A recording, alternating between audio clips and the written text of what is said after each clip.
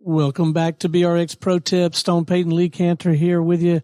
Lee, we all got a lot to do, and we all enjoy doing it, at least here in the Business RadioX family. But you're a big proponent of using your calendar to get things done. What do you mean by that? Yeah, I live by my calendar. So in order for me to know what's happening in my life, I have to look at my calendar and I act accordingly. So I try to leverage the technology to help me help myself. And if I want to do something, it has to be scheduled. If it's not on the calendar, if I'm not seeing it, I'll just forget about it. It won't kind of rise to the level of importance that I'm going to pay attention to it. So knowing that that's kind of a crutch and a weakness for me, I have to put things in the calendar to get things done. Like we put these podcasts, do these BRX tips in the calendar so we know that it gets done every single week.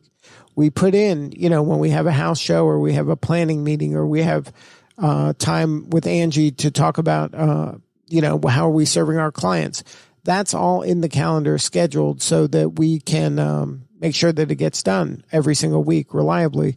And I think it's important as you grow your business or you grow your show that you put in time for kind of deep thinking, thinking about strategically what kind of relationships that you can leverage. Who can you connect people to? Put a 30 minutes, every week.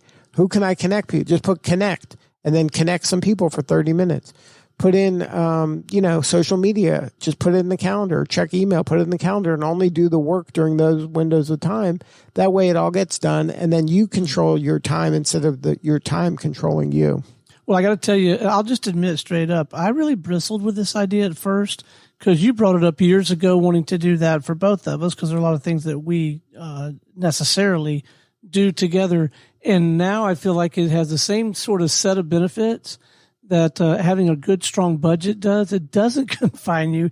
It really liberates you, frees you up, and puts you in a position to make good decisions about, in that case, your money, in this case, your time. So now that I've experienced it with you, I really embrace the idea. I can't recommend it highly enough. Even if it means you go to Thursday, you see you've got Thursday between 2 and 4 carved out for something else. If you're going to move that and you're not going to do that activity, at least you're going in eyes wide open and consciously changing what you do between 2 and 4. But a good analogy for me is a better way to manage money is to really know where your dollars are going. And I like it. I'm glad you brought it into my work life.